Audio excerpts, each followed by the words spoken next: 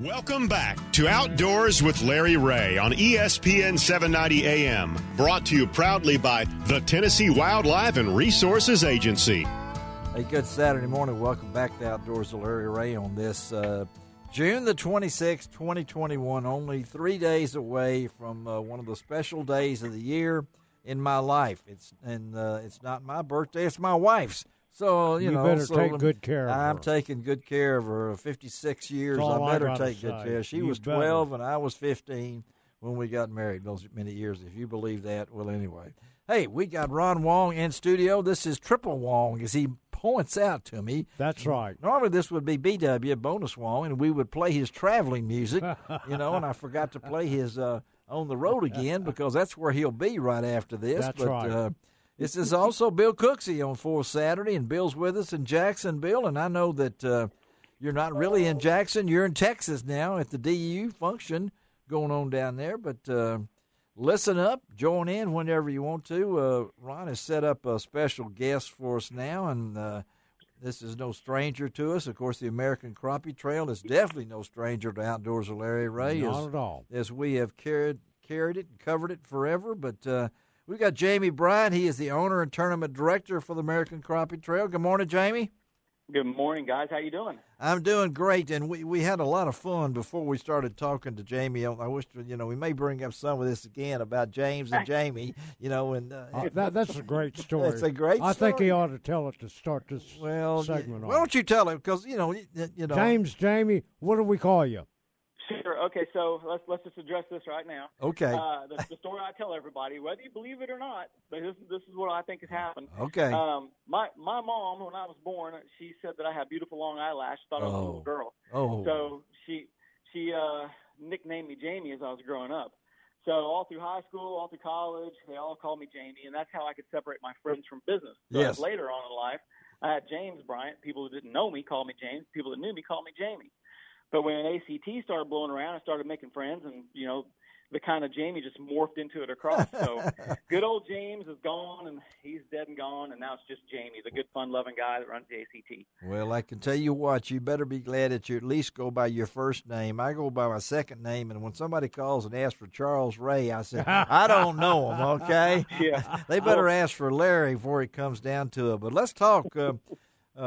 Ron has done a great job, and you can go to lroutdoors.com and see a lot of stuff that Ron has posted from the ACT. And I know, Jamie, that you're kind of winding down. 2020 was a unusual year for all of us, but let's talk about I know the transition when you took it over, and from Matt and Morgan and what was Matt's wife? Angie. And Angie, of course. And yeah.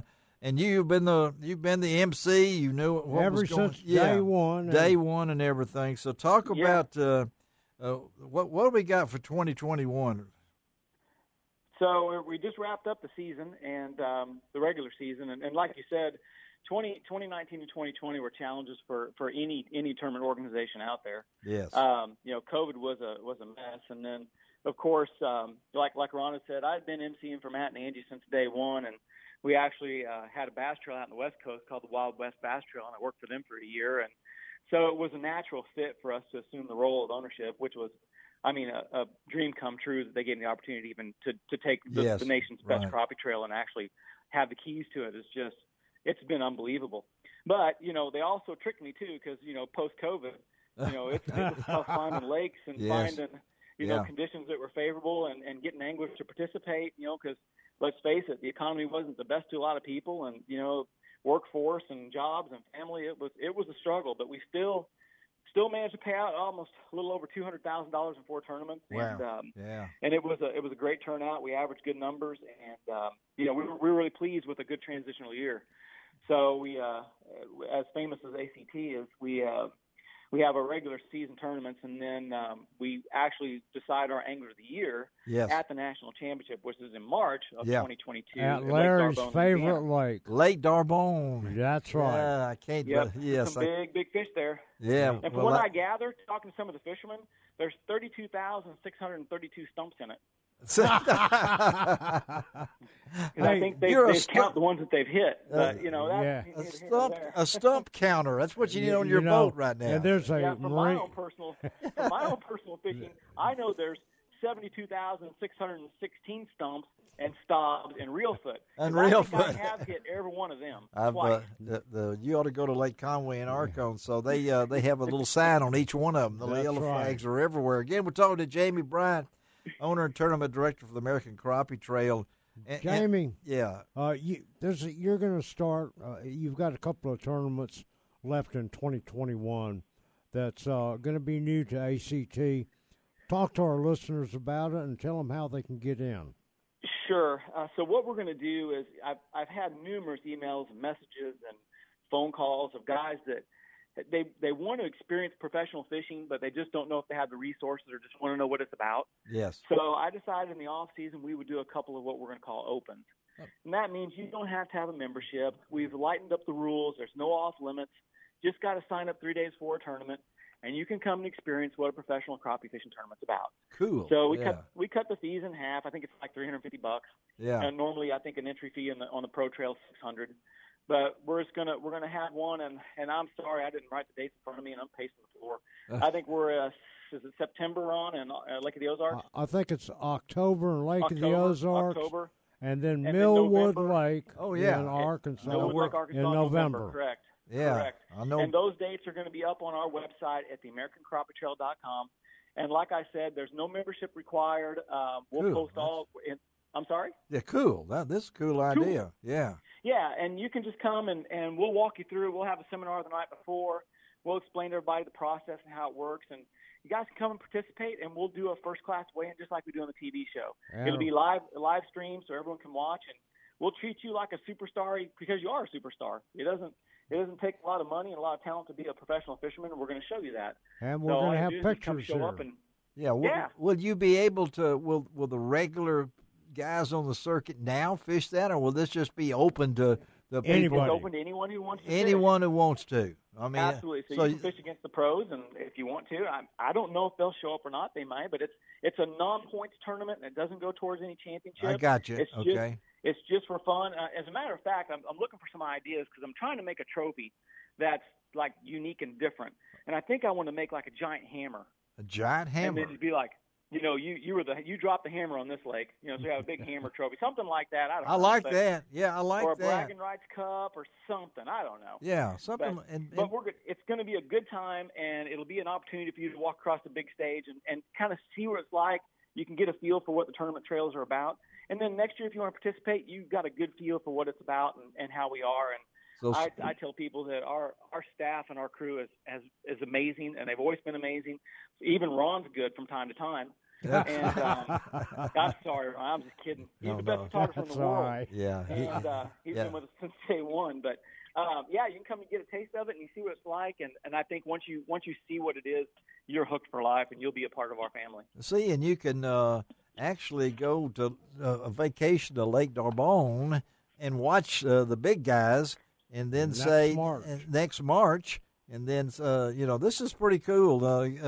And I know you're looking for things to draw more people, and I guess Correct. This is something that you sat around and said, "Hey, let's try this and see what's happened." So y'all hear that? All this will be on the American Crappie Trail website. Yep. Yes, and we'll be actually doing a live feed probably next week in full detail on Facebook, Instagram, and YouTube. So you can go online, and I'm just going to sit in front of my desk, and we'll explain it all out and kind of give everybody an opportunity to ask questions. And it's going to be a good time. And if it works well, we'll expand it next year and do even more. Wow. And speaking of next year, I mean, I don't want to give it away right now, but we're going to do some very unique things, some challenging things next year that are going to take the ACT up another level yet. Huh. We always take pride in being the most elite trail in the country and the most unique trail. I mean, we brought things to crappie fishing and I say we, from Matt, Angie to the entire staff. I mean, even Ron, and Ron comes in, and I'm just pushing in because Ron's on the air and I want people to know this. Ron is so insightful with bass fishing, and we all know that bass fishing has been the most successful thing out there. And he sees so many trails and what works and what doesn't. we take his input, and we've incorporated a lot of things that Ron has seen, that I've seen, that Matt and Angie have seen, and we've brought crappie fishing up to that professional level by what other trails are doing and how we can do it better. Well, and next year we're taking that next step to make it even better, more efficient, and more challenging. There's going to be some pretty exciting stuff coming out, and I just can't give it away yet, but I will hear real soon. I think you already have. Conservation's top of mind also. Yeah, and I think you guys, when I was up at Reelfoot about a month ago, when some of your top guys are up there, Ronnie Capson, they were Tony Hughes. I've never seen such boats as they have now. It's just amazing. And since this now, so how many years is this now? When did we start? We're going to start year 5 next year. Wow! Yeah, so our 4th year. So it'll be 5 years in. Yeah. Well, we got a couple of minutes, and I know I've got to ask you, Jamie. You were on board. Ron's been there, but does it kind of blow your mind where you are and where you guys started? Or has it been that dream come true? Yeah, actually, and I'm going to kind of throw this off a little bit. No, I'm not. Because, and I'm going to tell you a story that nobody's ever heard before. All right. When Matt first called me and said he was going to do this trail, he said, I'm going to do this crappie trail. We're going to pay 100% back.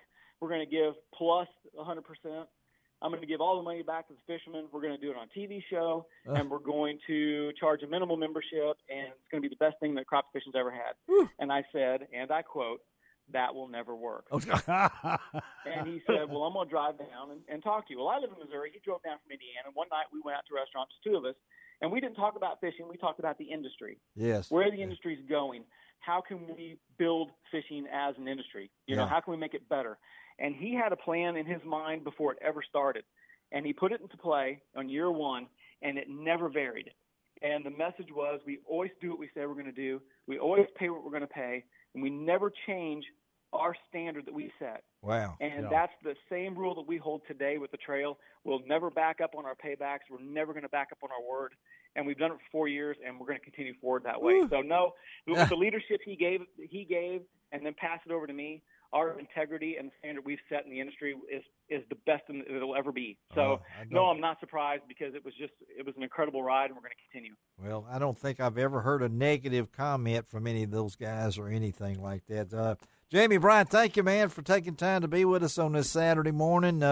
Try to keep Ron under control. Okay, I know. I good think luck. the other way around, he keeps me under control. Oh, wow. Now we know some real secrets here. All right, man. I can't wait. We're going to have another personal section sometime. Yes, we'll do that. We'll talk about that because I'm pretty interested in that. Thank you, Jamie. Guys, you have a great day. I really appreciate it. All right, let's take a break on Outdoors with Larry Ray. We'll be right back.